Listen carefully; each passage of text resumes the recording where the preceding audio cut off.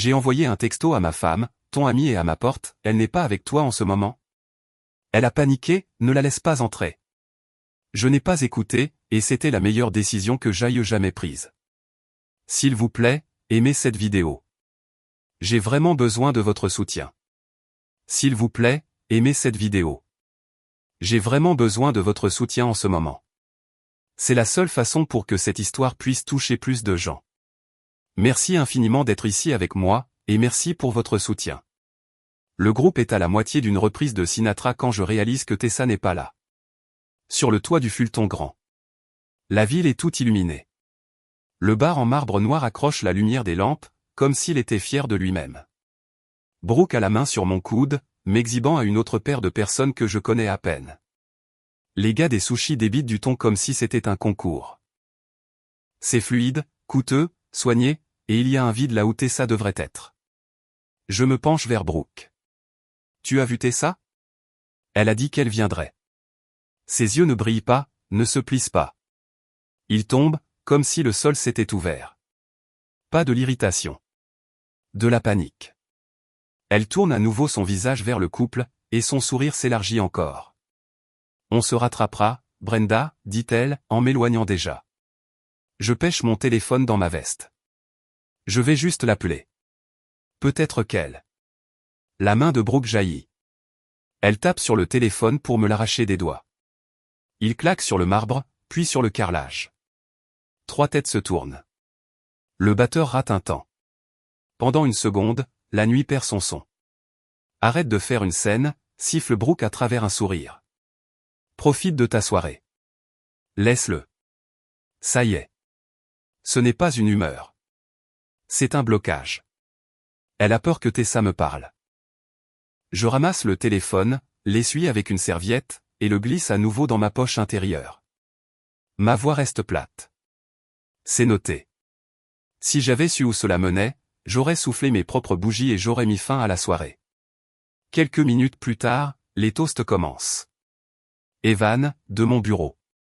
Un gars pince sans rire dans un costume discret. Il fait court. Dan sait comment couper à travers le bruit et garder la pièce calme, dit-il en levant un verre, ce qui est ironique vu ce toit. Les gens rient. J'hoche la tête. Brooke prend le micro au chef d'orchestre comme si elle possédait l'air ambiant. À mon mari, dit-elle. Tout le monde sait que Dan Ward est stable. Il construit des choses réelles. Il est fiable et il déteste la tension, c'est pourquoi j'ai organisé ce grand truc public. Rire sur commande. Elle tend la main sous le bar et sort une petite boîte, étincelante sous les lampes. J'ai pensé qu'il devrait porter quelque chose qui correspond à l'homme qu'il est devenu. Elle l'ouvre d'un coup sec. Une montre en or, lourde, style vieille fortune. Je porte un bracelet d'activité tous les jours. Je passe mes doigts sur les maillons. Le chef d'orchestre tient une note. Brooke se penche, joue contre joue, chuchotant comme si c'était de l'intimité, ça va bien à un homme qui sait quand se taire. Je souris pour la foule. Je sais faire ça. Le groupe reprend. Le bar reprend son bourdonnement, et je mets la montre comme si c'était une menotte. Quelque part entre le ton et le solo de cuivre, je fais un ajustement silencieux. Ce soir n'est pas une célébration, c'est une couverture. Evan se glisse à côté de moi pendant que Brooke serre son père dans ses bras à l'autre bout. Richard Kane, cheveux argentés polis, un investisseur qui parle comme s'il écrivait les règles. Evan garde la voix basse. Ça va, demande-t-il. Je vais très bien, lui dis-je. Le truc du téléphone.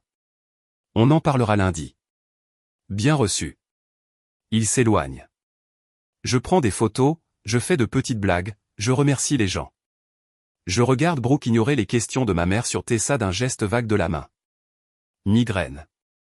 Je la regarde se maintenir entre moi et tout chemin vers la vérité. La montre ressemble à un couvercle. En descendant dans l'ascenseur privé, juste nous deux. Brooke regarde notre reflet. Montre de grand garçon, dit-elle. Il est temps d'agir comme l'homme que tu as l'air d'être. J'aimais bien l'ancienne. Bien sûr que tu l'aimais. Tu aimes les routines. C'est un coup de pouce. Les coups de pouce n'impliquent généralement pas de faire tomber des objets de ma main. Elle expire comme si elle était épuisée par mon ton. De rien pour ta fête. Je t'ai remercié 12 fois. Je ne t'ai pas remercié pour la partie où tu as essayé de m'empêcher d'appeler ta meilleure amie. C'est dramatique. C'était ma soirée. Ouais, réponds-je, les yeux sur notre reflet. Ça l'était vraiment. 3 jours plus tard, Brooke fait rouler une valise à travers l'encadrement de la porte.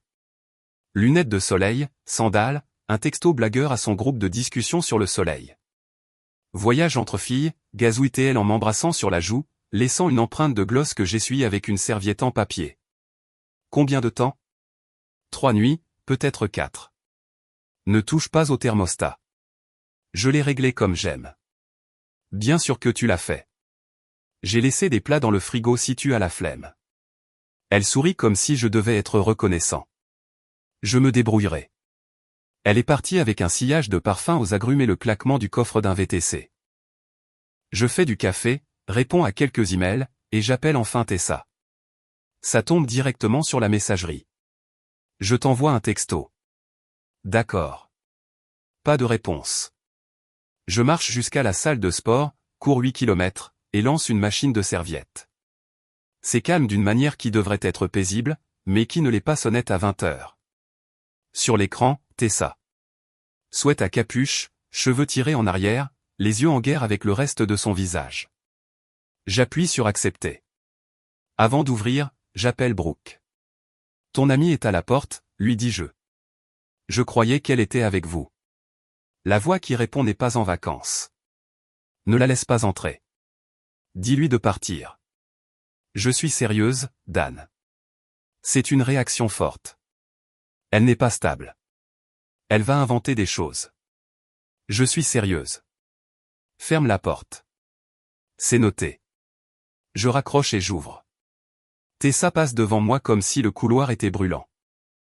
Elle sent la pluie qui n'a pas encore commencé. Elle fouille dans son sac, les mains tremblant juste assez pour attraper la lumière. Elle a essayé de me mettre ça sur le dos, dit Tessa. Elle a dit que j'étais la raison pour laquelle elle annule ses plans, que je suis obsédé. Que je veux gâcher les choses. Puis elle m'a bloqué, alors je suis venu ici. Elle me tend son téléphone. Fil de discussion après fil, capture d'écran des mots de Brooke, de la voix de Brooke. Contente d'elle-même. Logistique. Il n'en a aucune idée. Le voyage entre filles et ma fenêtre. La montre le fera taire. Des noms que je reconnais et quelques-uns que je ne connais pas. Des dates qui s'alignent avec des dîners de travail soudains et des réunions tardives. Un ton d'option, comme si elle commentait un match. Je m'assois à la table. Tessa fait les 100 pas en tirant sur sa manche. Je lui ai dit de ne pas le faire. Je lui ai dit qu'elle allait tout gâcher. Elle a dit qu'elle gérait. Puis elle a essayé de faire de moi la méchante. Elle a dit que si jamais tu demandais, il fallait tout rejeter sur moi. Non, tu devais savoir. Tu as bien fait, lui dis-je. Je fais défiler. Mon visage reste d'un seul bloc. Tessa s'arrête, pointe un mémo vocal. Joue ça. La voix de Brooke, décontractée et brillante comme n'importe quel jour, il joue encore au mari pendant que je joue mes options. Elle rit. Il déteste l'attention. La montre fait taire les questions. Il sera occupé à s'admirer.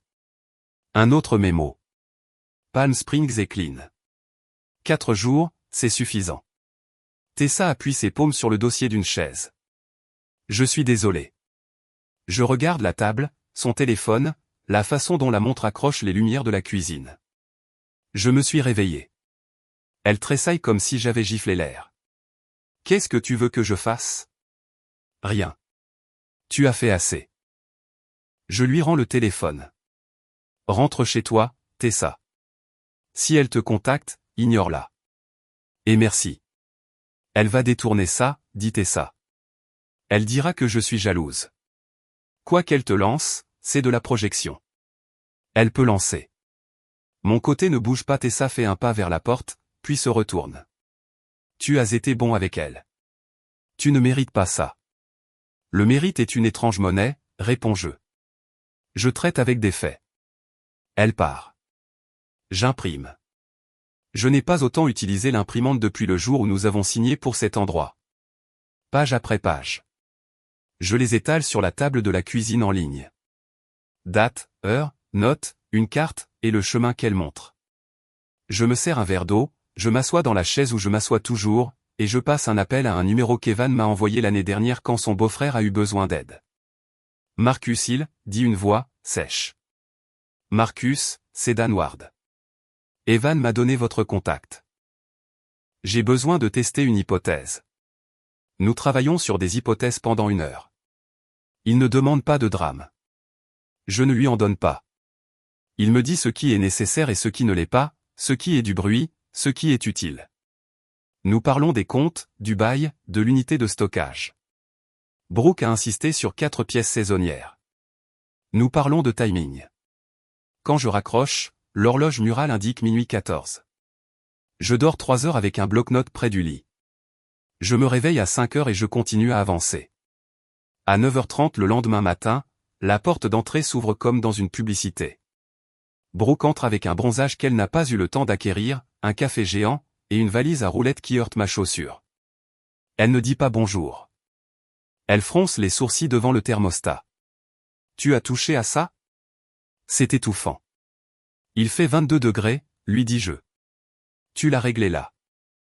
Ça semble plus chaud, dit-elle en glissant ses lunettes sur sa tête. On fera nettoyer les conduits. Elle pose le café et inspecte la cuisine comme si elle évaluait un bien immobilier à revendre. L'imprimante est encore chaude. Les pages transforment la table en mosaïque. Brooke s'immobilise, puis elle joue la comédie. Un sourire, léger, aérien. C'est quoi tout ça? Elle glousse. Oh mon Dieu, Dan. Tu as imprimé nos plaisanteries? C'est effrayant. Tes plaisanteries, je corrige, en tapotant une ligne surlignée. Celle-là est ma préférée. Elle s'approche, lit, et tressaille au son de ses propres mots. Elle me regarde, essayant des expressions comme détenues. D'accord, dit-elle. C'est hors contexte. On plaisante. Tu sais comment je parle. Si tu prends des captures d'écran de n'importe quel chat, ça a l'air mauvais. Tu en fais trop. J'ai fini d'en faire trop, réponds-je. Alors Tessa est venue ici. Bien sûr qu'elle l'a fait. Elle est obsédée par moi. Je t'avais dit qu'elle était un problème. Tu sous-estimes toujours combien elle a besoin d'attention. Elle n'a pas demandé d'attention, dis-je, elle a apporté des faits. Des faits, répète-t-elle. Mignon. Dan. Tu es dramatique.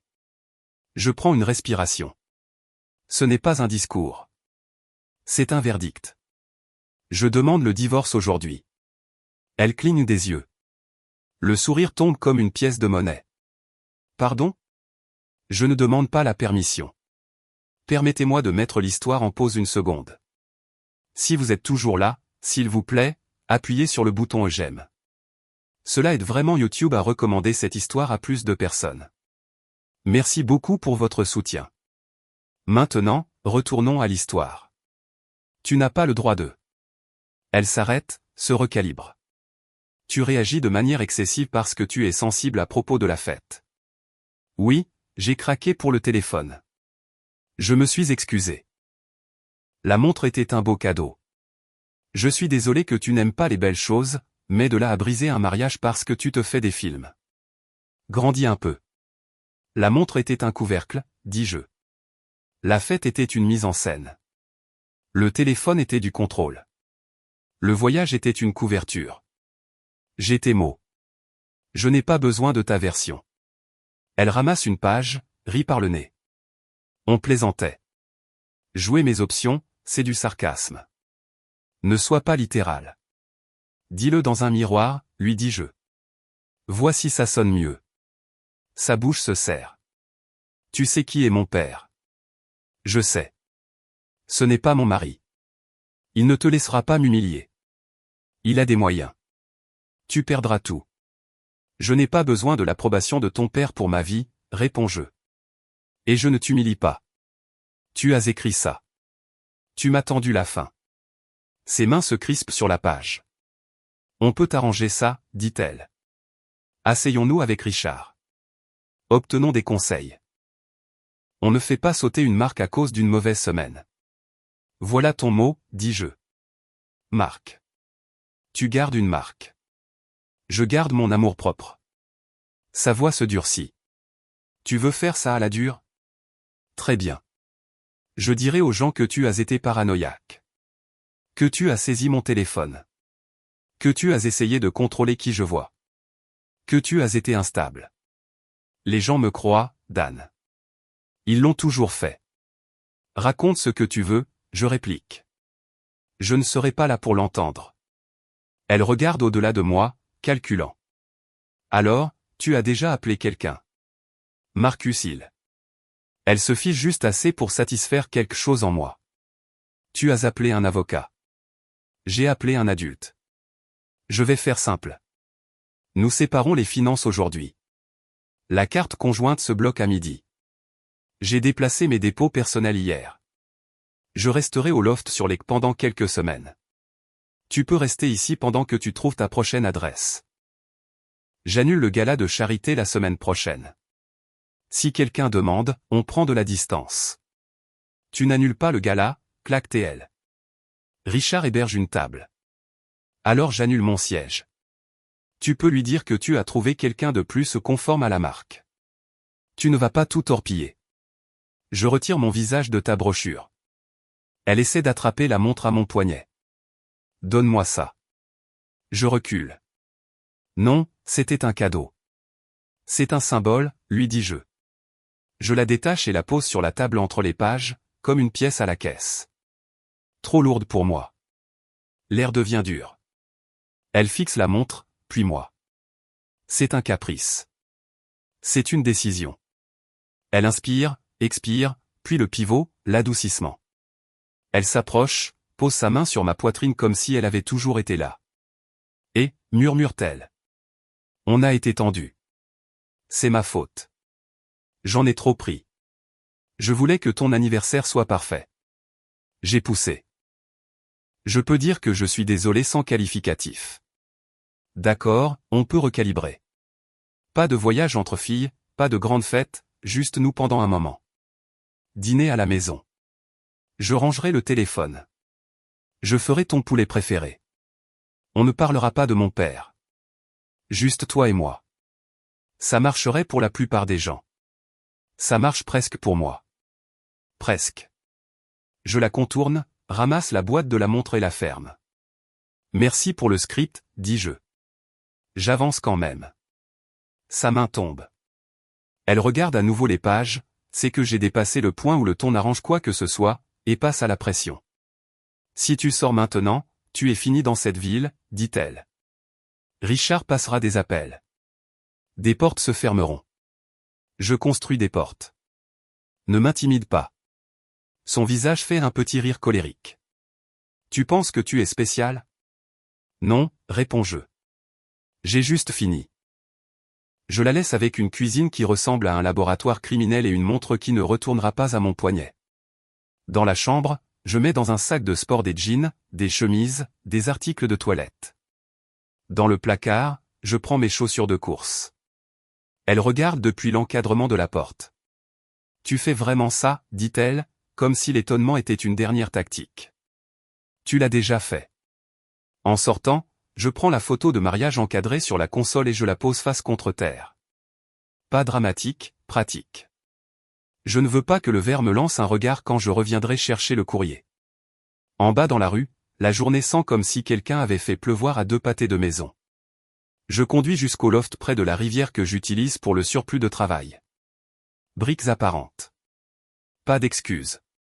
Je change le code de la porte. J'envoie un texto à Evan. Besoin d'une faveur. Discrétion. Il répond avec un pouce levé et une heure. Je passe l'après-midi à boucler des boucles. La carte conjointe se met en pause. Le compte des charges est divisé. Les albums cloud sont sauvegardés dans un coffre qu'elle ne peut pas voir. Je programme une visite avec Marcus pour 14 heures.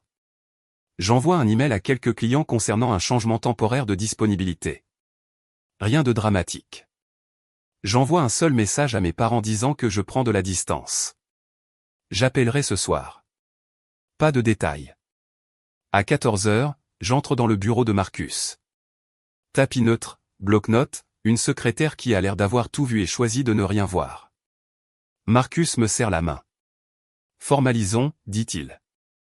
Propre et rapide, lui dis-je. Je n'ai pas besoin d'un tour d'honneur. J'ai besoin d'une sortie propre. Nous commencerons par une déclaration d'intention, dit-il. Vous avez déjà séparé les fonds? Oui. Bien. Gardez la communication par écrit. Pas de discours, pas d'accusation, des faits, de la logistique. Je peux faire ça. Il décrit les étapes. Il me dit ce qu'il ne faut pas poster, ce qu'il ne faut pas dire. Il demande s'il y a de l'hostilité domestique.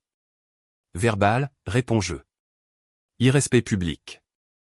Il coche des cases. Il est tout calme. Je fais des chèques.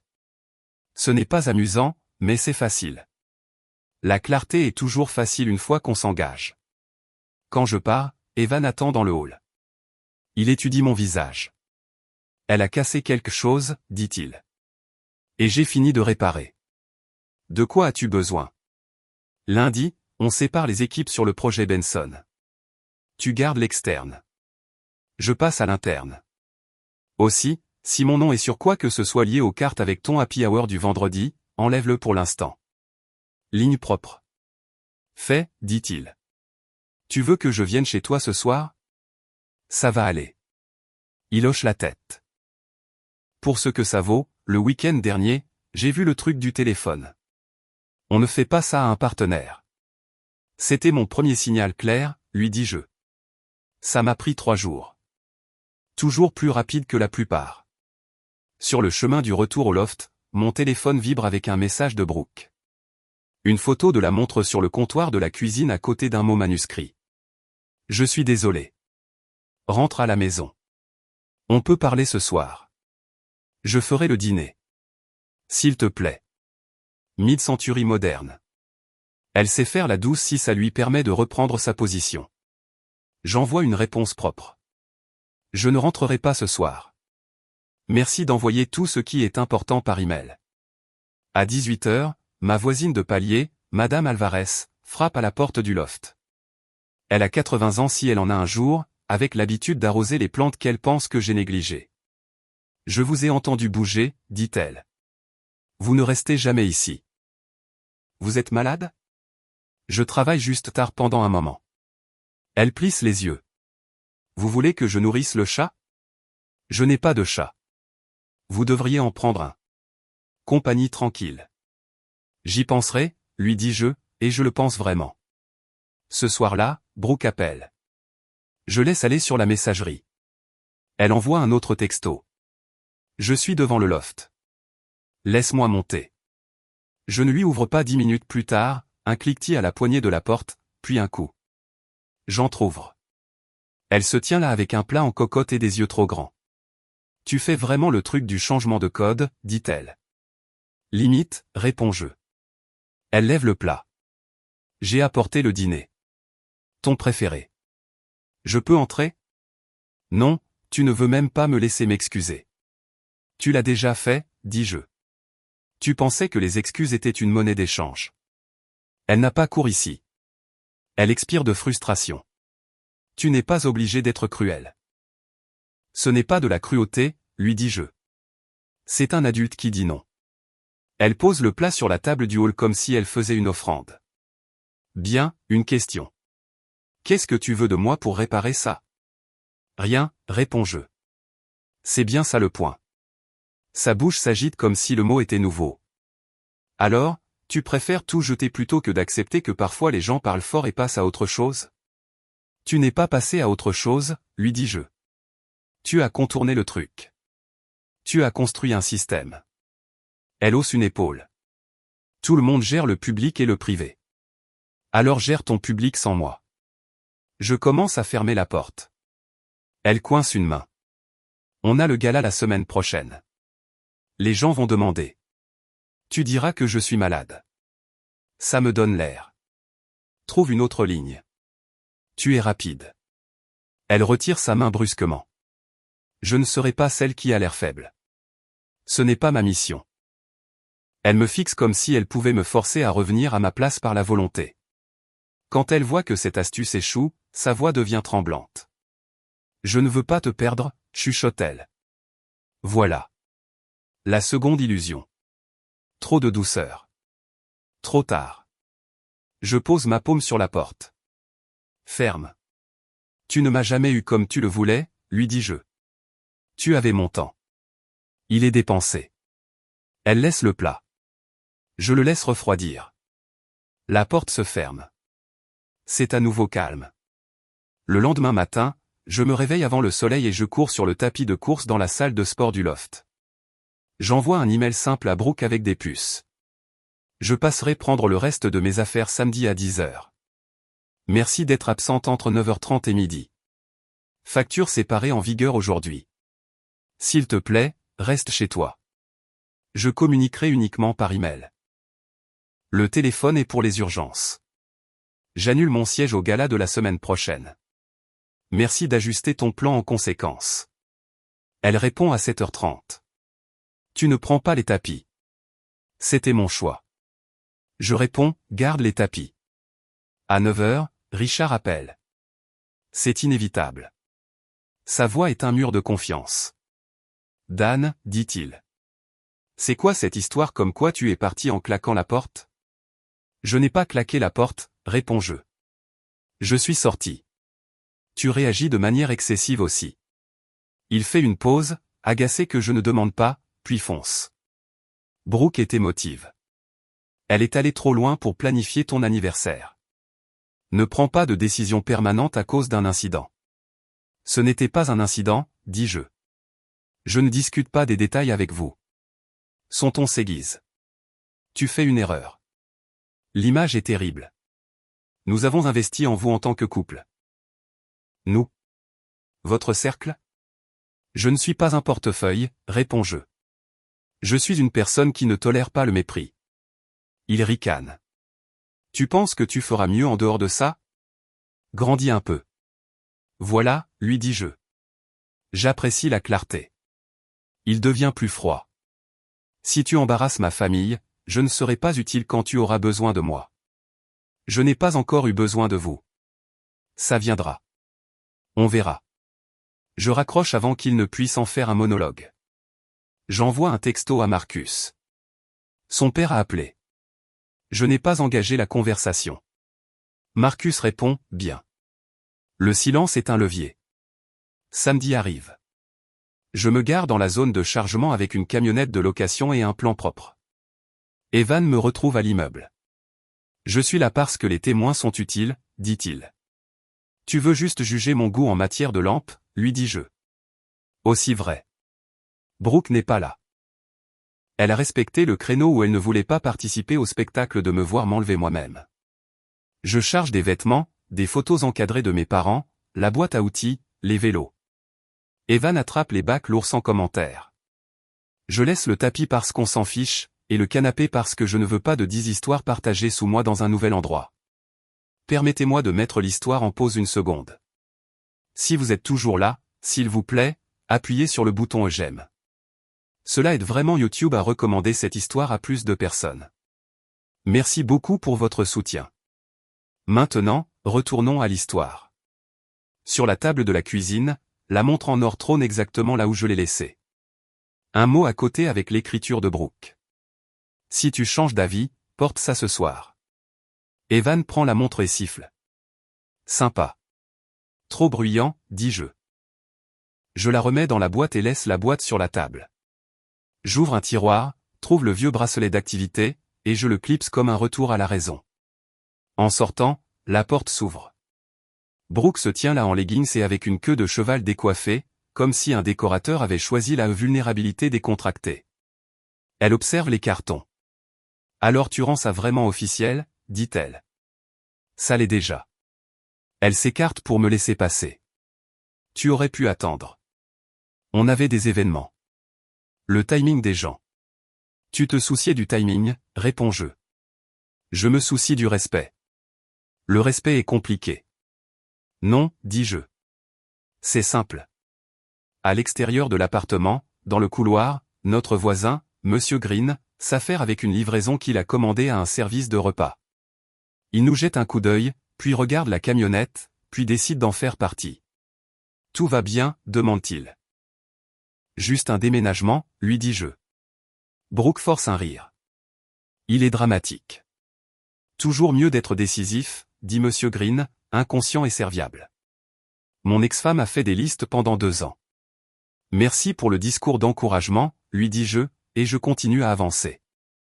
De retour au loft, j'arrange ce que j'ai apporté d'une manière qui dit temporaire, mais à moi. J'accroche quelques photos. Je mets la boîte à outils sous l'évier. Je pose la cafetière sur le comptoir et je jette les dosettes que Brooke aimait. Je prends du vrai café en grains. C'est mesquin et ça ne l'est pas. C'est moi.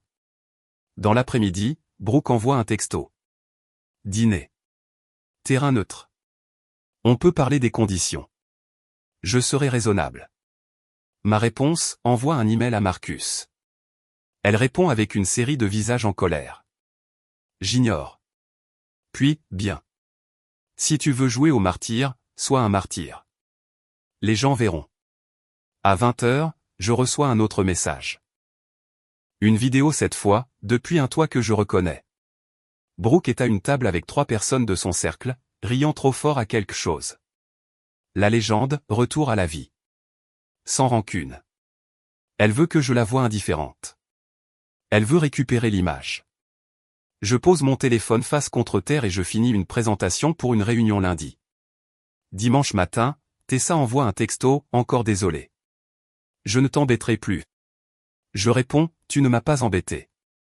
Reste loin de la manipulation. Elle envoie un pouce levé et une seule ligne.